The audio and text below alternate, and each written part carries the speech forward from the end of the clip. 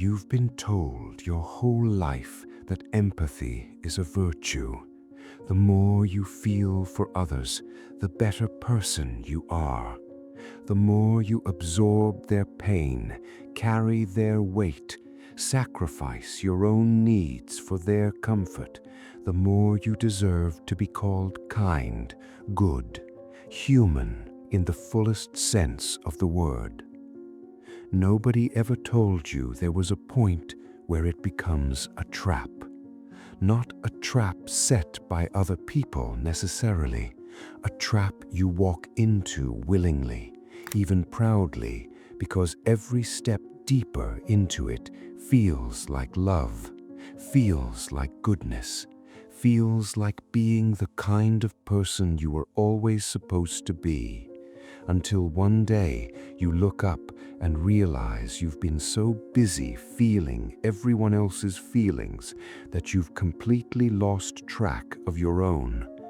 That the person who was supposed to be at the center of your life, you, has been systematically moved to the edges to make room for everyone else's needs, everyone else's pain, everyone else's emergencies that somehow always become yours.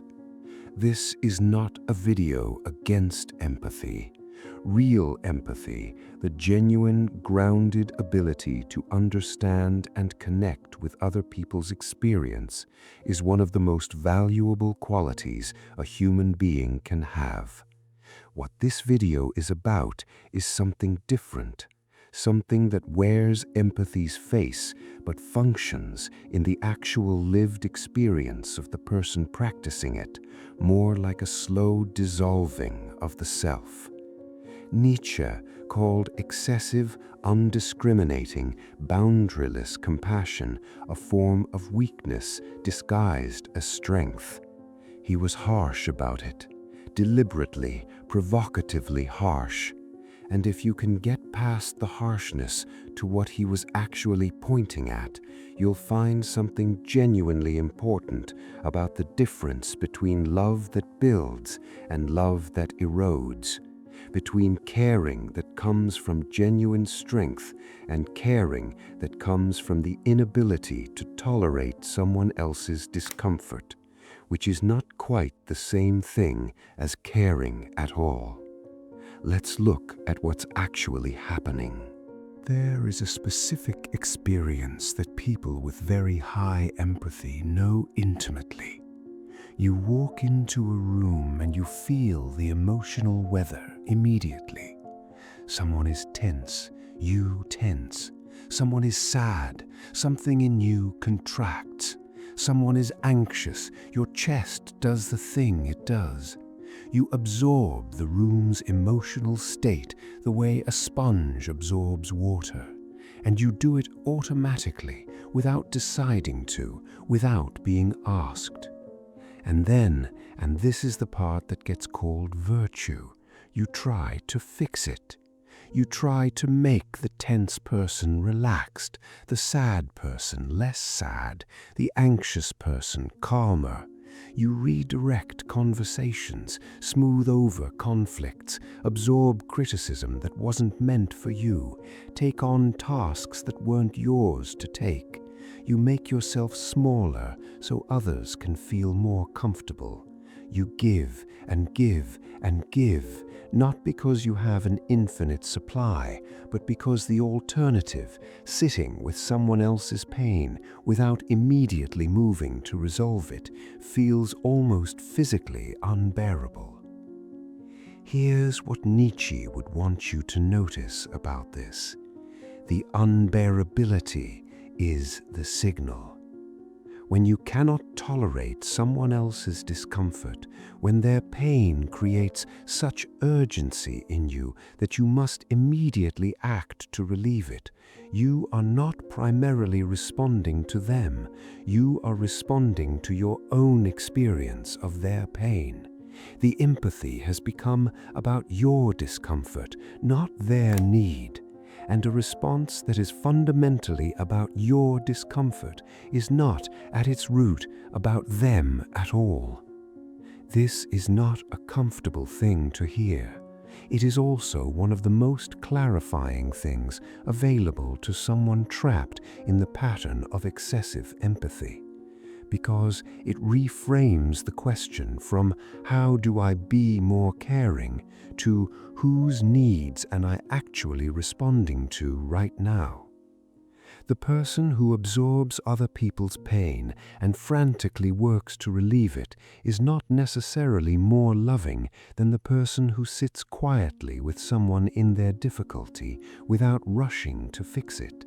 They may, in fact, be considerably less useful, because what most people in genuine pain actually need is not someone who feels their pain so intensely that they immediately try to make it stop. They need someone who can be present to the pain without being consumed by it. Someone who is grounded enough in their own center that they can offer genuine support rather than anxious fixing. Nietzsche pointed at this distinction in his criticism of what he called Mitleid, the German word for compassion that literally means suffering with. His objection was not to genuine care.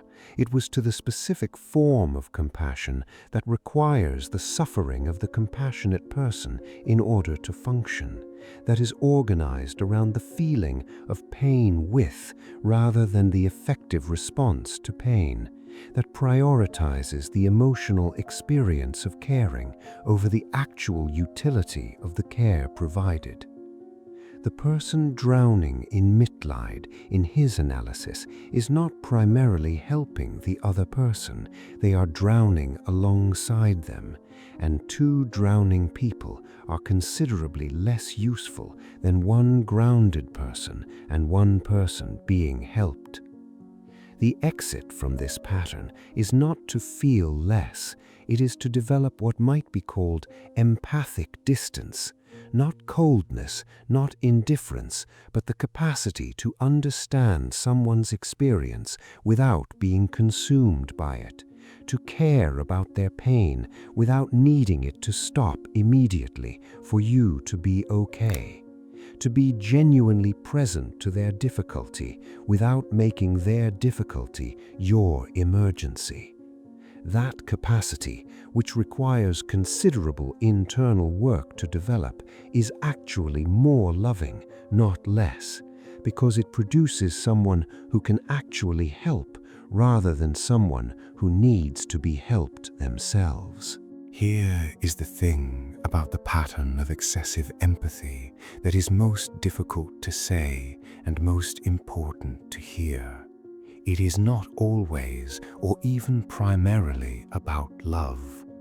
It is often about guilt, about the specific, chronic, often completely unconscious guilt of the person who has been trained, usually from very early on, to feel responsible for other people's emotional states. Who learned in the specific way that children learn things they have no choice but to learn, that other people's unhappiness was somehow connected to their behavior. That if someone important to them was suffering, it was partly their job to fix it. That their own needs and comfort were less important, less urgent, less legitimate than the needs of the people around them. That training produces a very specific adult, someone who moves through relationships with a constant, low-level scanning process running underneath everything, reading other people's emotional states, monitoring for signs of unhappiness that might require intervention, adjusting their own behavior preemptively to prevent discomfort in others, feeling a specific anxiety that has the texture of guilt even when there's nothing to be guilty about, whenever someone in their environment is not okay. This is not empathy in the genuine sense. It is hypervigilance with an empathy-shaped mask on it. And the distinction matters enormously, because the two require entirely different responses. Genuine empathy is a choice. It is the deliberate, grounded act of opening yourself to another person's experience from a place of security, of genuine care, of voluntary engagement. It can be turned on and turned off. It is responsive to actual need rather than ambient emotional weather. It comes with an implicit awareness that you are a separate person from the one you're empathizing with, and that their experience, however genuinely felt, is not the same as your experience. Hypervigilance disguised as empathy is not a choice. It runs automatically. It cannot be turned off without significant internal work because it is organized around anxiety rather than care. Its driving question is not how can I genuinely support this person, but how do I make this discomfort stop, where the discomfort is your own, generated by the chronic guilt of the person who learned too early that other people's feelings were their responsibility. Nietzsche's concept of ressentiment, the resentment that accumulates in people who consistently sacrifice their own power and direction for others, is directly applicable here. The person in the chronic hypervigilance pattern tends to develop a specific kind of resentment that is bewildering to them precisely because they believe they are choosing to give. They are generous, they are caring, they are always available, and yet underneath the generosity there is something that doesn't feel like generosity at all. A low, persistent exhaustion. A sense of being used that coexists confusingly with the genuine belief that they are choosing to give. A resentment they can't quite justify because they volunteered for everything they're resentful about. The resolution of this is not to stop caring about people. It is to become honest about what is actually driving the caring. To develop the capacity to sit with the question, am I responding to this person's genuine need from a genuine desire to help? Or am I responding to my own anxiety, my own guilt, my own trained inability to tolerate their discomfort? Because the answer to that question changes everything, not just for you, for the people you're caring for. The person receiving help from genuine, grounded love gets something real. The person receiving help from someone's anxiety and guilt gets a more complicated gift, one that carries, underneath the surface of the giving, an implicit requirement that they receive it properly, that they get better, that their pain, having been absorbed and acted upon, actually resolves. Because if it doesn't resolve, the anxiety that drove the help-giving remains unresolved too. The path toward genuine empathy, the grounded, sustainable, actually useful kind, runs directly through the uncomfortable work of distinguishing between the two, between love and guilt, between genuine care and the anxious performance of care, between being present to someone else's experience and being controlled by it.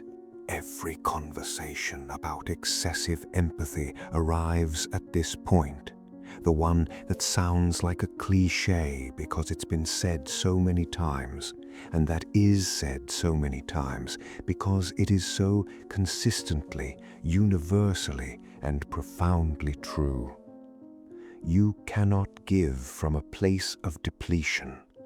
The person who has spent years absorbing other people's pain, managing other people's emotions, making themselves responsible for other people's well-being, that person is not operating from abundance.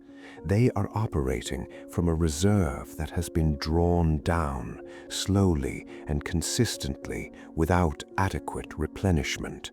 And what they are giving in that depleted state is not the thing they think they're giving. It is not generosity. It is the anxious offering of a person who has forgotten that they are allowed to have needs of their own. Nietzsche's concept of the will to power, not as domination, but as the fundamental drive toward self-expansion, toward growth, toward the development of genuine capacity, is directly relevant here, because the excessive empath has, in a very specific sense, inverted this drive. Rather than developing their own capacity and offering genuine strength to others, they have subordinated their own development to the management of other people's experience. Rather than growing, they have been giving away the growth. And the tragedy, the specific tragedy that Nietzsche would have pointed to, is that this arrangement serves nobody well. The person depleting themselves has less and less genuine capacity to offer. The people receiving the care are receiving something that comes with invisible strings attached, the implicit demand driven by anxiety rather than love that they justify the sacrifice being made for them. And the relationship itself becomes organized not around genuine mutual care, but around the dynamic of endless giving and endless needing, which is a dynamic that cannot produce genuine connection between two genuine selves.